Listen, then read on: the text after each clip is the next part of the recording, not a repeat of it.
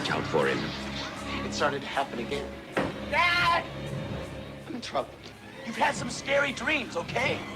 Help! Daddy can't help you now. Freddy is back on Elm Street, and he's not a welcome visitor. A Nightmare on Elm Street, Part 2, Freddy's Revenge, rated R.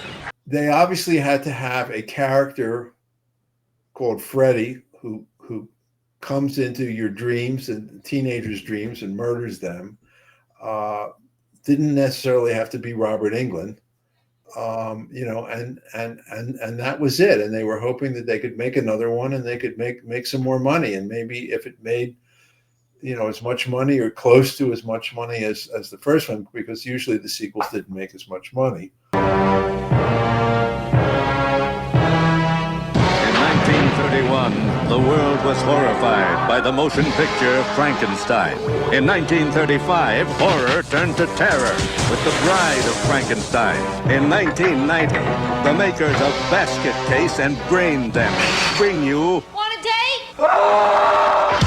Frankenhooker. I didn't almost get to do that. Frank was still not talking to me. They shot half the movie. Oh, he was pissed And with you. I was not on it. Gabe was. There was something. Edgar finally called me. Like, they literally were 3/4 of the way done with the shoot before I finally got the call to go to New York. They'd blown up the hookers already. They'd done like everything. You look at the sets, you look at the costumes. It looks very expensive. You are a big part of that film, behind the scenes and in front of the camera. I wrote the screenplay. I took Chaucer's Canterbury Tales and made a screenplay adaptation. We had costumes from Universal Studios. I went to Universal Studios, to their sound stages, saw their huge warehouses of costumes, and picked out costumes for the show. They knew exactly what we were doing. That was fine. They said, your money still spends. We don't care what kind of production it is. The production itself cost almost $500,000.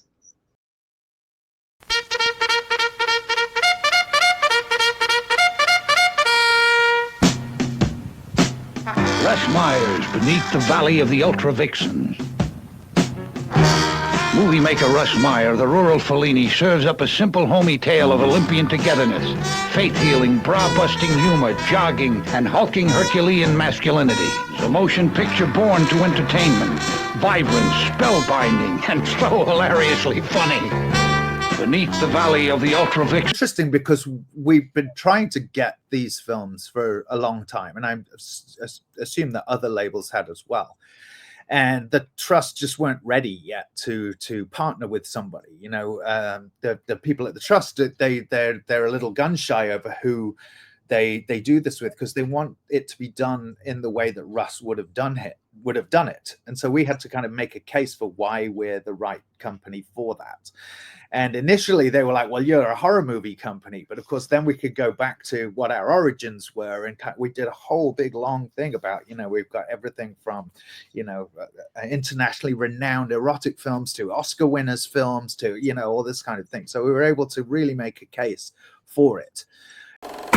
Benet's Bloody Bits. Welcome to Triple B. My name is Jason Benet. Today I'm at the Full Moon Horror website, and Charles Band has just announced the Full Moon Legacy box set, Volume 2.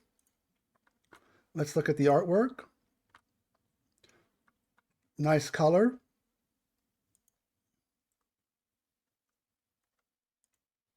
And let's look at it. This is introducing the Legacy Collection Volume 2, a stunning limited edition Blu-ray box set collecting Full Moon films, number 11 through 20, in one beautiful package.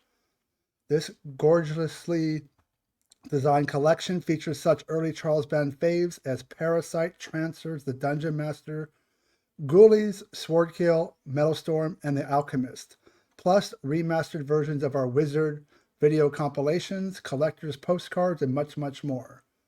And each unit will be numbered and signed by producer Charles Band.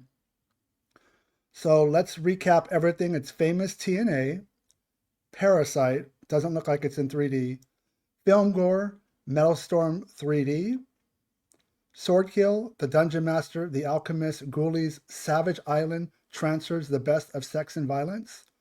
I don't have the first volume, which is right here, which features Lost Foxtrot in Burbank, Mansion of the Doomed, Cinderella, Into the World, Auditions, Fairy Tales, Laser Blast, Crash, Tourist Trap, The Daytime Ended, The Best of Sex and Violence. That looks to be more like the 70s Charles Band stuff. I'm more 80s, though I do love the 70s. I will pick this up because the price is $140. And that's for, let's see, 3, 4, 5, 6, 7, 8, 9, 10, 11 Blu-rays for $140. You can order that directly from Full Moon Horror. And let's see.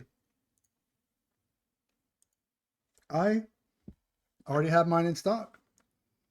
I ordered it as soon as it became available.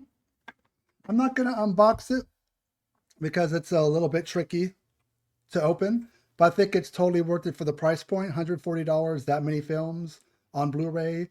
I haven't looked at it yet, so I'm not sure about how the picture quality looks with remastering and stuff like that. But that price point, totally worth it. The Alchemist is probably my favorite of the bunch. That one doesn't get talked about enough. It's got Robert Ginty from the Exterminator and Exterminator 2 films.